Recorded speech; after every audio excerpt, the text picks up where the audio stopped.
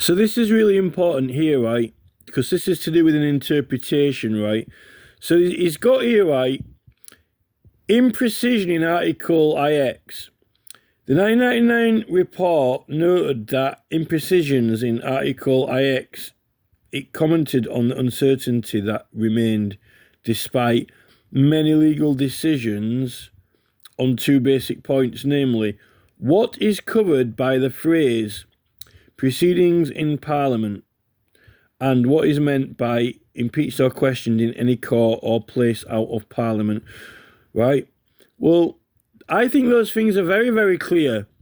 They're only not clear if you don't want them to be clear, or I think if you're opposed to them. I think that they are clear, or they wouldn't have written them. So, proceedings in Parliament, right? It means the same as proceedings in a court, right? Proceedings for court. They know what it means. How can they know what proceedings in court would mean, right? Mesny process. It's talked about all the time. Like, you know, what are proceedings in a civil court? Civil mesny process, right? So, how they could claim that there was any imprecision at all. The only imprecision is in themselves, right? What does proceedings in Parliament mean? Well, what does proceedings in a court mean? Or proceedings before a court, right? Proceedings being held in. The word in means to enter, right? To enter, right? In, to enter. Right? Now you might say, well, if I have got a ball in a box, right, it must be inside it, right? So proceedings in a court, right, when you use the term court proceedings, right, it doesn't necessarily have to be inside, because the clerk can send you a letter, and a letter sent by a clerk to a defendant in their house is regarded as court proceedings, right? So they're just being rather obstructive about it, I think. And then this other sentence here, right? What is meant by impeached or questioned in any court or place out of Parliament? Well, it clearly means, right? Any orders, any. It means proceedings to be had, and orders, verdicts to be reached, which means the courts.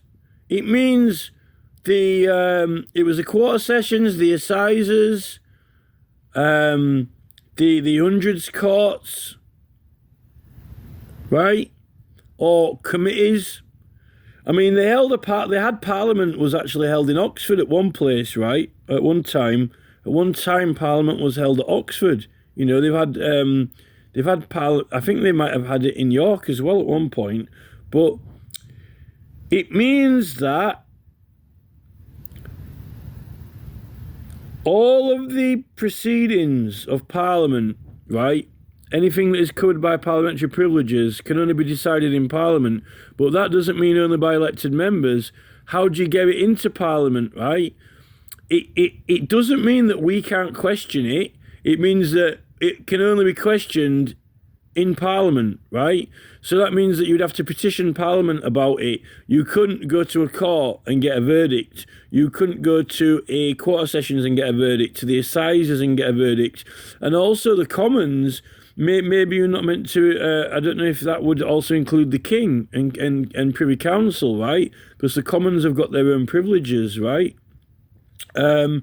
It means that, right, it can only be decided in Parliament, but it doesn't mean that MPs in their own sessions can only talk about it or whatever, because what is the purpose of Parliament is to receive matters from the public to come to verdicts and debate in Parliament, right? How do you get in there?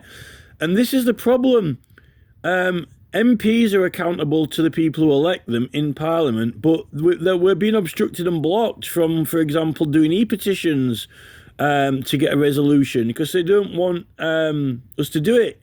So they've actually blocked us from getting things into Parliament for them to, come to a verdict with.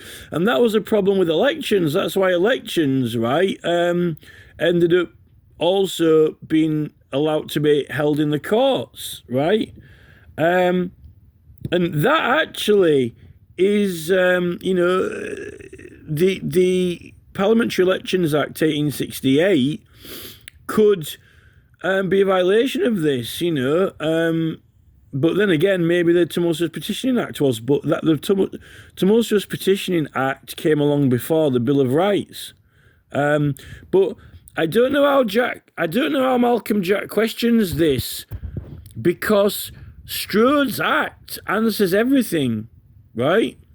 Strode's Act is not inside Parliament. He was arrested in his own county, I think. He was prevented from going to Parliament, right? And they had to kind of enforce it. So, travelling to Parliament is not something in Parliament. But he's meant to be trying to get into Parliament, So, that Strode's Act kind of, dissolves all this nonsense about what does it mean. They know what it means. I mean, put it this way, right?